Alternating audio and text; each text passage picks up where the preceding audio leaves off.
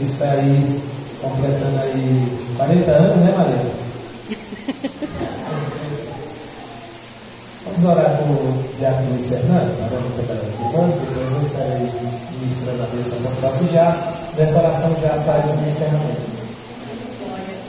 Irmãos, estenda as suas mãos para cá, vamos pedir para o Senhor me abençoar, mais esse ano e todos os anos que vier.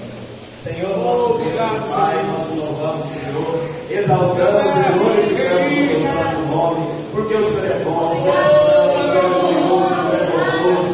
Senhor, nós queremos te apresentar essas vidas, Senhor, que estão fazendo aniversário por esses dias, Senhor. Pai querido, continua sendo abençoando a vida delas, Senhor, dando saúde, Senhor, dando alegria, dando paz, Senhor, dando Deus, Filho, na vida delas, todos os dias, Senhor.